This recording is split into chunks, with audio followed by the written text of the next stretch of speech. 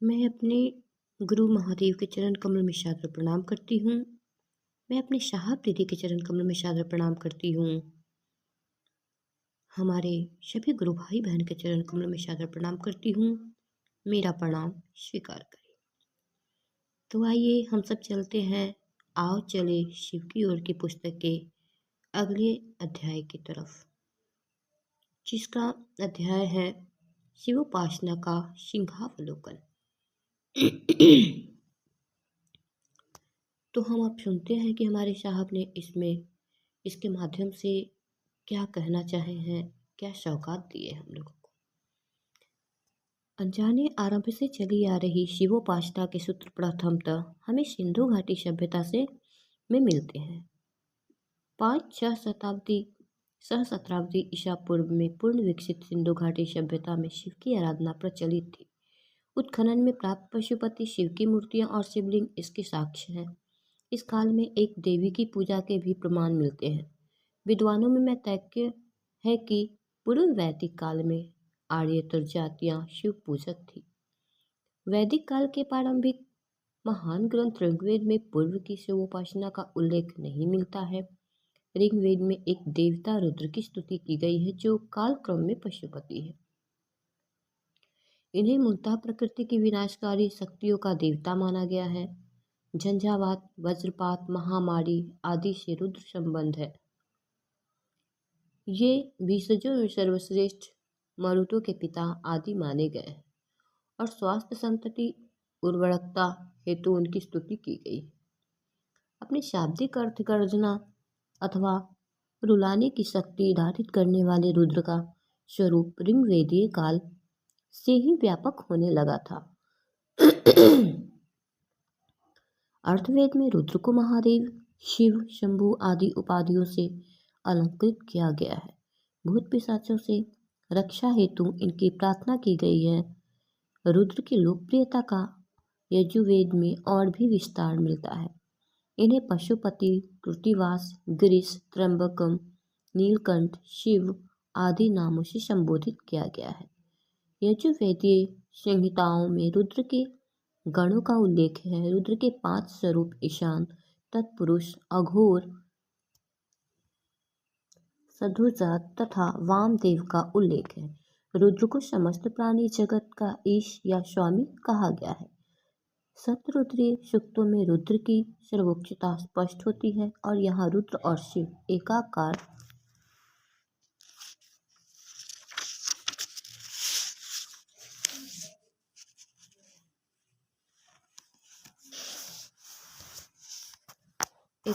होते हैं। यजुर्वेद में शिव का भयावह एवं सौम्य दोनों स्वरूप अन्य वेदों की अपेक्षा अधिक व्यापक है।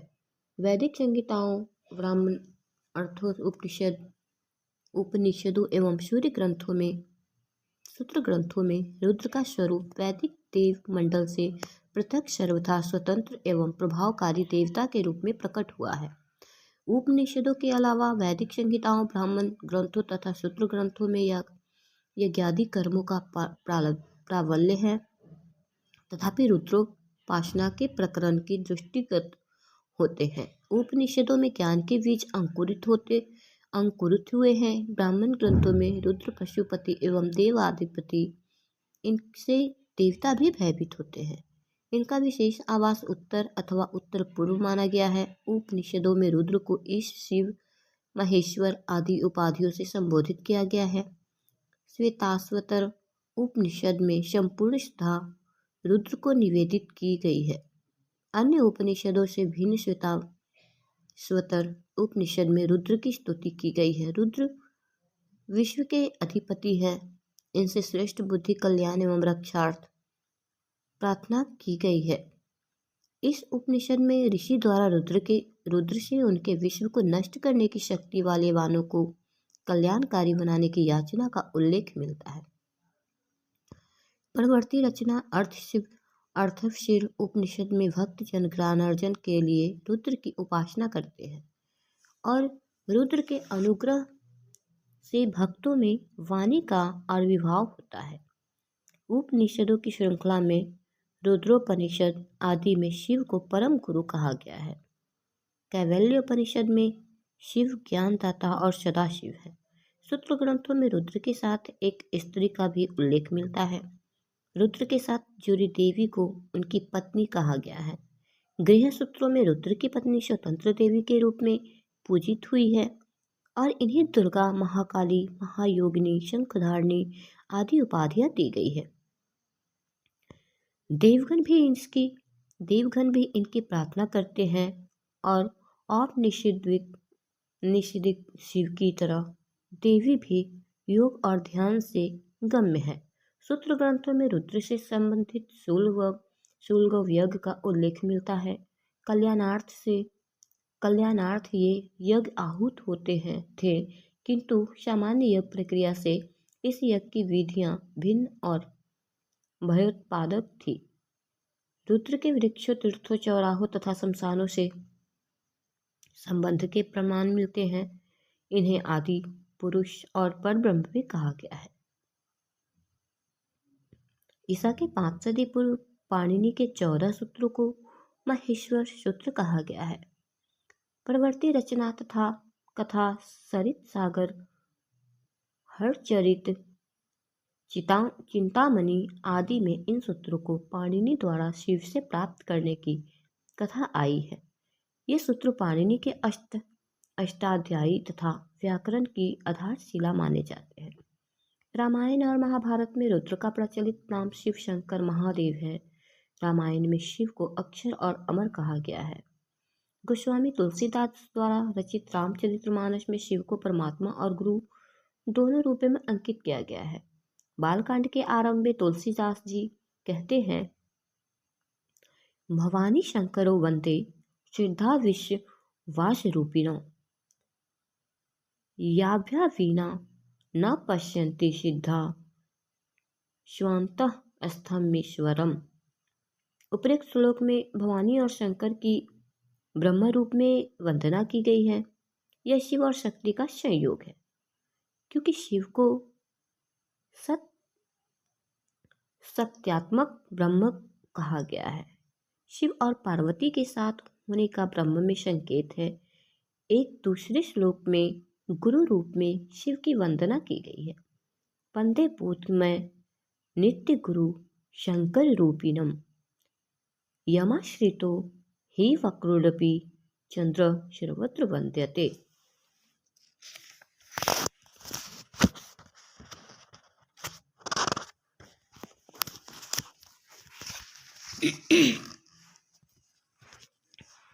इनमें गुरु नित्य है, बोधमय है अर्थात ज्ञान स्वरूप है।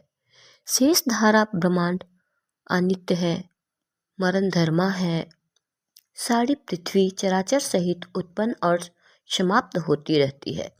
उत्पत्ति, विकास और पराभव अर्थात परिवर्तन या विनाश इसके स्वभाव एवं गुण है, जबकि गुरु शिव रूप में इन गुणों से पड़े हैं। तुलसीदास जी रचित रामचरितमानस में पार्वती जी कहती हैं, तुम त्रिभुवन गुरु वेद वखाना, आन जीव पावर का जाना, विश्वनाथ मम नाथ पुजारी, त्रिभुवन महिमा विदित तुम्हारी। फिर कहती है, चर अरु अचर नाग नर देवा, शकल करहि पद पंकज सेवा। इसे स्पष्ट है कि गुरुओं के गुरु त्रिभुवन के गुरु शिव ही है। नागलोक, नरलोक और देवलोक में आप गुरु रूप में पूजित है। शिव के साथ उनकी पत्नी पार्वती की भी प्रार्थना की गई है। कामदेव को भस्म करने के कारण शिव को कामारी कहा गया है। शिव जगत के संस्था, संहारकर्ता और परम गुरु है। रामायण की अपेक्षा महाभारत में शिव कथाओं की अधिकता है। महाभारत का रचना काल काफी लंबा है, इसी कारण उसमें रुद्र की उपासना के प्राचीन और अर्वाचीन दोनों रूप पाए जाते हैं। महाभारत में दार्शनिक रूप से शिव को परब्रह्म माना गया है। वे असीम है, अचिंत्य है, विश्व सन्नता है और विश्व को अपने में समाये हुए हैं। उनसे परे कुछ नहीं है। वे परम है। वे महाभूतों के एकमात्र उद्गम और एकमात्र आधार है। वे नित्य है, अव्यक्त और कारण है।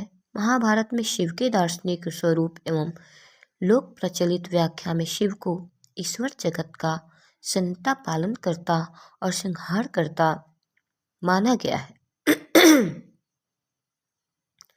वे देवताओं, मानवों और दानवों सभी के परम प्रभु है। प्राचीन काल से भगवान शिव की उपासना होती आई है, वर्तमान काल में होती है और भविष्य में होती रहेगी। महाभारत में शिव की अभ्यर्थना इस प्रकार की गई है। नास्ति सर्वशमो देवो, नास्ति सर्वशमा गति, नास्ति सर्वशमा दाने, नास्ति सर्वशमो रणे। शिव के समान कोई देवता नहीं, शिव के समान कोई गति नहीं, शिव के समान कोई दानी नहीं, शिव के समान कोई योद्धा नहीं। और यह कहना भी समुचित होगा, नास्ति सर्वशमो गुरु, शिव के समान कोई गुरु नहीं। महाभारत में शिवलिंग की पूजा का उल्लेख है। परम शैव उपमन्यु के उपदेश में उन्नत जातियां द्वारा इसे ग्रहण करने की अवस्था का चित्रण मिलता है। शिव तप और सच्ची भक्ति को से लव्य है। ये वरदाता, शक्तिदाता और ज्ञानदाता है। शिव के प्रसन्न होने उपमन्यु को अमरता का वरदान दिया एवं अर्जुन को पाशुपतास्त्र का। दक्ष यज्ञ के ध्वंस की कथा में शिव के मुख से विकराल वीरभद्र प्रकट होता है। महाकाव्य में शिव को ईश्वर, सर्वज्ञ तथा सर्वशक्तिमान कहा गया है। साथ ही साथ शिव के रौद्र रूप का भी उल्लेख मिलता है। शिव का प्रिय आवास शमशान है, जहाँ वे अपने गणों, राक्षसों, बैतालों, पिशाचों के संग विराजते हैं। इनके धनुष का नाम पिनाक है और वज्र का नाम शूल है। इनकी शक्ति अपराजेय, विरोधियों के लिए शिव साक्षात काल है। युधिष्ठिर और अर्जुन एक देवी की उपासना करते हैं। यह देवी शिव की शक्ति और पत्नी है। इनका आवास विंध्य पर्वत है। आंखें लाल है। देवी को इस ग्रंथ में काल रात्रि भी कहा गया है। महाभारत में पाशुपतों एवं कापालिकों के उल्लेख से स्पष्ट होता है कि ईसा पूर्व की सदियों में शिव के उपासकों के कतिपय वर्ग अस्तित्व में थे, जो जन सामान्य में प्रचलित शिव की पूजा से भिन्न आचार विचार के अनुगामी थे। महाभारत का रचना काल ईसा की 5वीं सदी पूर्व से लेकर ईसा की शताब्दियों के बाद तक का माना जाता है। ईसा पूर्व 4वीं सदी में कौटिल्य की कृति अर्थशास्त्र एवं ईसा पूर्व 2वीं सदी में पतंजलि के महाभाष्य में शिव की पूजा के उल्लेख मिलते हैं। पतंजलि के महाभाष्य में शिव भागवतों, शिव तथा स्कंद की मूर्तियों का विवरण है। मौर्य वंश के पतन और ईसा की 4वीं शताब्दी में गुप्त वंश के अभ्युदय के अंतराल में उदित बाहरी शासकों के काल में शिव की पूजा का प्रवाह अविरल गति से लोकप्रिय हुआ। पाशुपत मत के प्रमुख आचार्य लकुल ईसा की 1ली-2री सदी में के ऐतिहासिक व्यक्ति हैं। ईसा की प्रारंभिक सदी के साहित्यिक स्रोत मनुस्मृति, भरत मुनि के नाट्यशास्त्र, अश्वघोष के बुद्ध चरित्र आदि में शिव की पूजा के साक्ष्य मिलते हैं।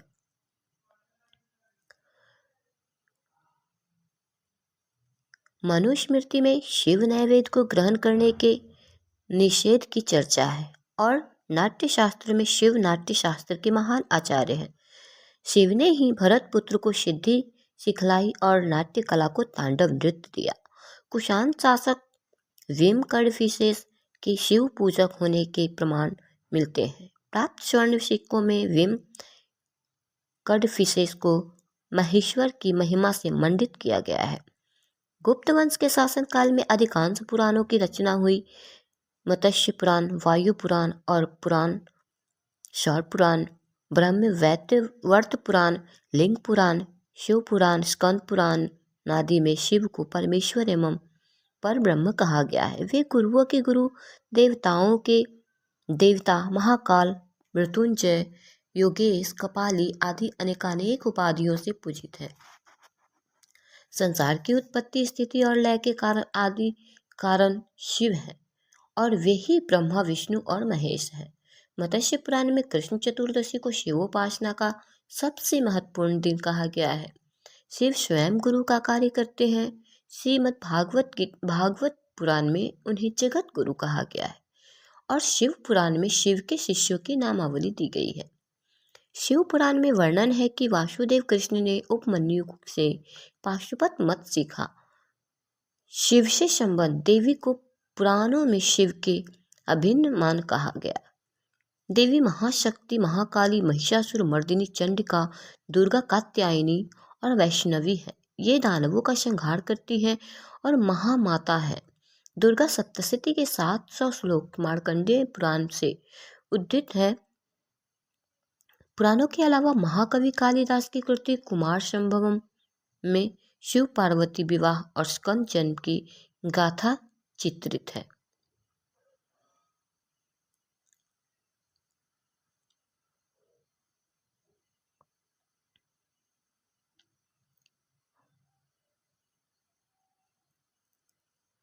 कालिदास का महाकाव्य अभिज्ञान शकुंतलम, रघुवंशम और मेघदूत में शिव संबंधी संदर्भ मिलते हैं।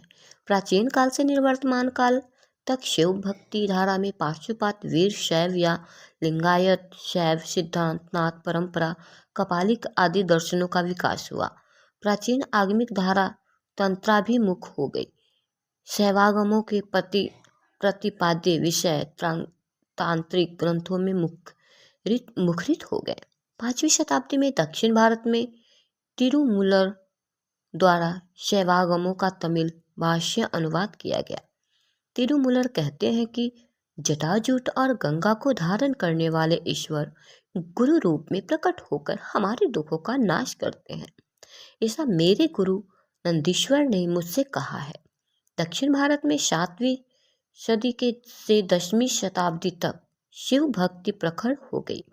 प्रमुख शिव भक्त गुहावासी संबंदर और अप्पर ने शिव की महिमा से जनसाधारण को अनुभूत किया।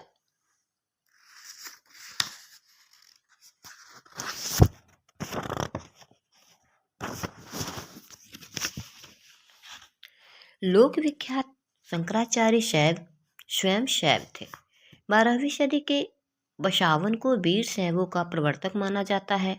इसी सदी में सिखीजार द्वारा पेरिये पुराण की रचना प्रारंभ हुई, जिसमें 63 तमिल शैव संतों की गाथा है। 13वीं सदी में प्रसिद्ध शिव भक्त मेयकद ने शिव ज्ञान बोधम नामक मौलिक प्रभावशाली ग्रंथ की रचना की। दक्षिण भारतीय माणिकवासगर को शिव से साधना प्राप्त हुई। 9वीं सदी के माणिकवासगर की कृति तिरुवासगम में शिव प्रेम में के मर्मस्पर्शी भाव है। 9वीं सदी के कश्मीर में भी आगमिक धारा का विकास हुआ। वसुगुप्त के सूत्रों के विषय में कहा जाता है कि ये शिव सूत्र उन्हें शिव से प्राप्त हुए हैं। 10वीं सदी में ख्याति लब्ध प्रमुख और अभिनव गुप्त उत्पल के शिष्य थे। इनकी रचना परमार्थ शास्त्र, तंत्रालोक आदि अभिनव गुप्त के शिष्य यमराज ने 11वीं शताब्दी में शिव सूत्र विमर्शनी में वसुगुप्त के शिव सूत्रों की व्याख्या की है। अभिनव गुप्त के ही शिष्य योगराज ने 12वीं शताब्दी में परमार्थसार की पर टीका की रचना की। 10वीं-11वीं शताब्दी में सैद्धांतिक शैवों की संख्या अधिक थी। नार परंपरा के मत्स्येंद्रनाथ 10वीं सदी के माने जाते हैं। इन्हें कौल मत का प्रवर्तक कहा गया है। इनकी रचना कौल ज्ञान निर्णय और गोरखनाथ की सिद्धि सिद्धांत पद्धति प्रमुख कृति है। नाथ परंपरा के प्रथम आचार्य आदिनाथ शिव माने जाते हैं। मत्स्येंद्रनाथ शिव के शिष्य थे। अभिनव गुप्त के मत्स्येंद्रनाथ को कौल साधना का प्रथम आचार्य माना है। नाथ परंपरा में गोरखनाथ को 11वीं सदी के प्रारंभ का माना जाता है। वे महान शैव योगी है। गोरखनाथ ने हठ योग एवं शस्त्र शोधन से अद्भुत चमत्कारिक शक्तियां प्राप्त की थी। स्कंद पुराण तथा शिव पुराण में भी गोरखनाथ का नामोल्लेख है, जो संभवतः बाद में जोड़ा गया है। शिवोपासना के सिंहावलोकन की समीक्षा में हम पाते हैं कि सिंधु घाटी सभ्यता से निर्वर्तमान काल तक शिव परिवार अपनी पूर्णता में पूजित था। माँ पार्वती, गणपति, गणेश और कार्तिकेय की आराधना स्वतंत्र रूप से हुआ करती थी। शिवोपासना संबंध अनेक मत और पथ लोकमानस में प्रतिष्ठित हो चुके थे। पाशुपात, कपालिक, लिंगायत या वीरशैव आदि शिवगामी विभिन्न मत और उनके अनुयायियों का बड़ी संख्या में भारत भूमि में अस्तित्व रहा है। आज भी शिव एवं शिव परिवार की स्वतंत्र एवं सम्मिलित पूजा तथा अर्चना की पावन धारा निरंतर प्रवाहित है। विस्तीर्ण भारत के शहर शहर गांव गांव में फैले शिवालयों से मुखरित है शिव मंदिरों में शिव की पूजा अर्चना स्तुति गायन एवं गुंजायमान घंटों की मधुर ध्वनि हमें आज भी जागतिक उलझनों से त्राण देती है। भगवान शिव भारत की मिट्टी की सुगंध में है। उनकी उपासना सर्वकालिक है। वे भले ही गुजरी सहस्त्रों शताब्दियां हो अथवा आज का प्रत्येक प्रहर।